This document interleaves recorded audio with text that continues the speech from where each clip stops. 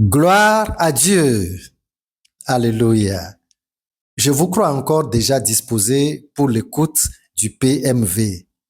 Que le Seigneur vous bénisse richement au nom de Jésus-Christ. Amen. Le parler en langue selon la Bible. Praise the Lord.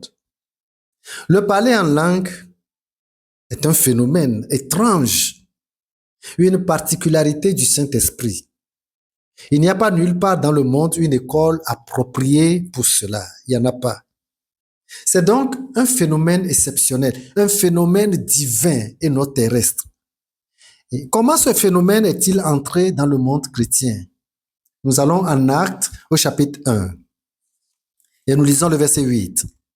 Mais vous recevrez une puissance, le Saint-Esprit survenant sur vous, et vous serez mes témoins à Jérusalem, dans toute la Judée, dans la Samarie et jusqu'aux extrémités de la terre. Alléluia.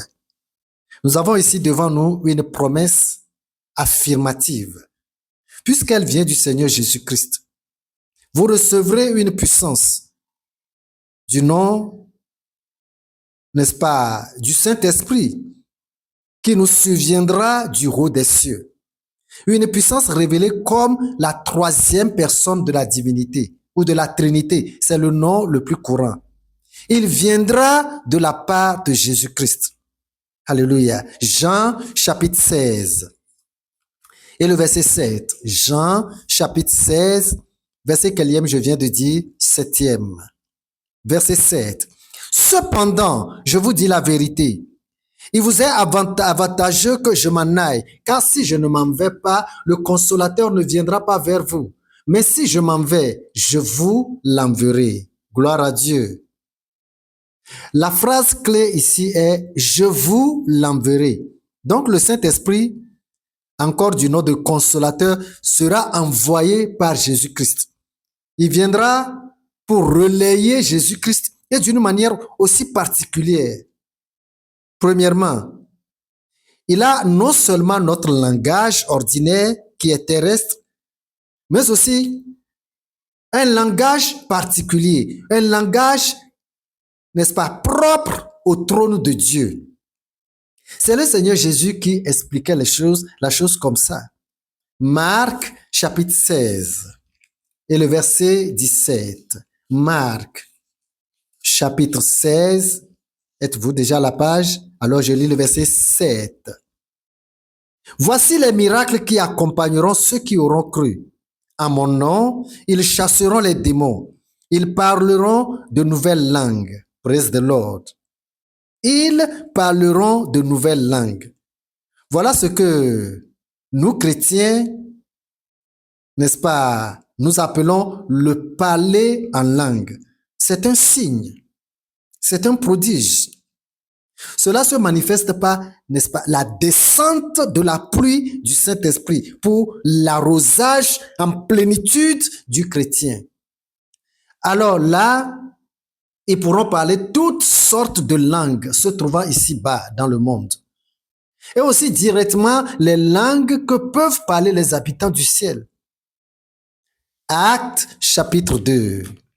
Actes chapitre 2, nous remontons au livre de Actes, Actes chapitre 2, verset 4. Verset 4.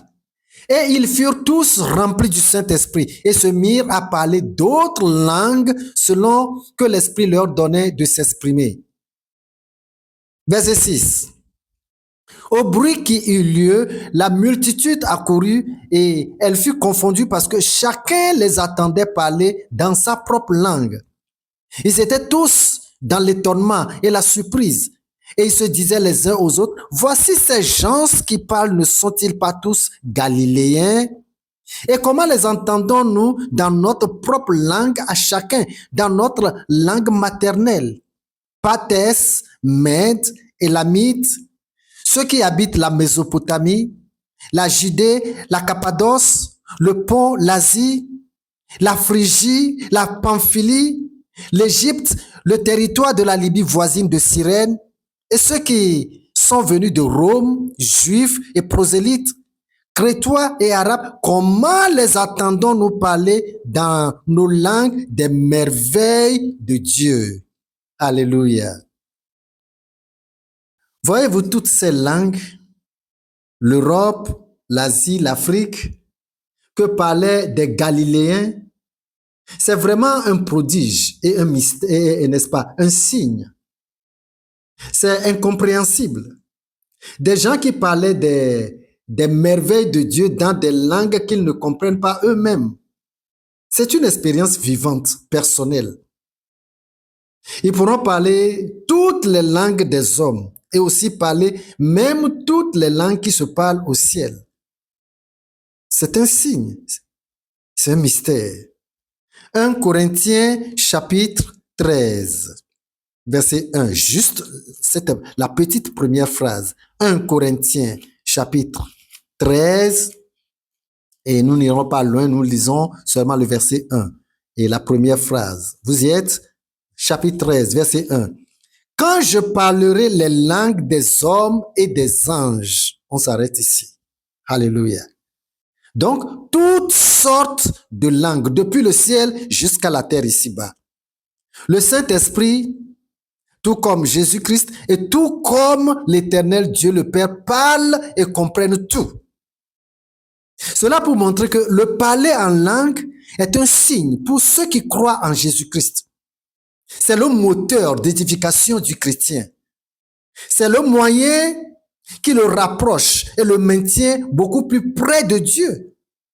C'est comme ça qu'il se verse. C'est par ce moyen que le chrétien se verse beaucoup plus dans la communion avec Dieu. Donc, le parler en langue est très important et même voire impératif. 1 Corinthiens chapitre 14. Et je commence à partir du verset 4. 1 Corinthiens chapitre 14. Êtes-vous là? Verset 4. Celui qui parle en langue s'édifie lui-même. Celui qui prophétise édifie l'Église. Verset 2. Nous remontons au verset 2. Verset 2. En effet, celui qui parle en langue ne parle pas aux hommes, mais à Dieu, car personne ne le comprend et c'est en esprit qu'il dit des mystères. Verset 18 maintenant. Verset 18. Je rends grâce à Dieu de ce que je parle en langue plus que vous tous. Alléluia. J'aime beaucoup, n'est-ce pas, Paul, parce que quand il veut parler, il parle. Alléluia. Voilà. Voyez-vous la révélation de Paul au sujet de l'importance du parler en langue? Vous êtes édifiés directement depuis le ciel. C'est de rares fois que les hommes vous édifient. Vous êtes instruits, édifiés, encouragés, consolés. Vous êtes vivifiés spirituellement, ragaillardis directement depuis le ciel. Vous aurez, n'est-ce pas, chaque jour un rafraîchissement qui vient directement du ciel. Vos sujets de prière et d'intercession vous viendront du ciel. Et vos prières et intercessions seront effectivement la vraie et pure volonté de Dieu. Alléluia. Romains chapitre 8, verset 26 et le verset 27. Romains chapitre 8, s'il vous plaît, verset 26. OK, nous y sommes. De même aussi, l'Esprit nous aide dans notre faiblesse, car nous ne savons pas ce qu'il nous convient de demander dans nos prières. Mais l'Esprit lui-même intercède par des soupirs inexprimables. Verset 27. Et celui qui sonde les cœurs connaît quelle est la pensée de l'Esprit, parce que c'est selon Dieu qu'il intercède en faveur des saints. Amen. C'est pour cela que celui qui est chrétien et qui n'est pas encore baptisé dans le Saint-Esprit, n'est-ce pas, doit se rapprocher du Seigneur pour cela. C'est un grand don du ciel aux enfants de Dieu en Jésus-Christ. C'est ça la volonté de Dieu pour vous et pour, n'est-ce pas, et pour nous, pour moi.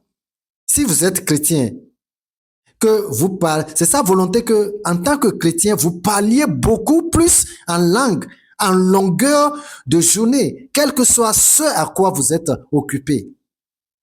Alléluia. 1 Corinthiens, toujours 14, nous retournons à ce passage, 1 Corinthiens 14, et je prends maintenant le verset 5. 1 Corinthiens chapitre 14, verset 5, aussi là, la toute première phrase. Je désire que vous parliez tous en langue. Alléluia. Je désire que vous parliez tous en langue. Voilà. Dieu a mis S à la fin de langue. Vous avez vu? S à la fin de langue. Cela pour signifier toutes sortes de langues. Donc, c'est la provision en langue pour chaque chrétien. Alors Paul dit, de la part du Saint-Esprit, je désire que vous parliez en langue. Parce que par le parler en langue, le Saint-Esprit dit, n'est-ce pas, à Dieu de grandes et incompréhensibles choses de vous. Des choses que l'on ne pourra pas imaginer.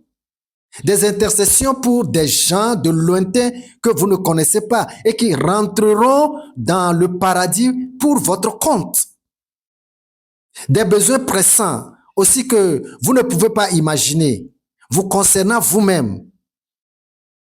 En bref, c'est pour dire que c'est très important de parler en langue, si possible, en longueur de journée. Beaucoup de grâce nous arrive par cette directe, n'est-ce pas, cette directe, fraîche et tendre communion avec le Père. Alléluia. Que Dieu vous bénisse au nom de Jésus-Christ. Amen.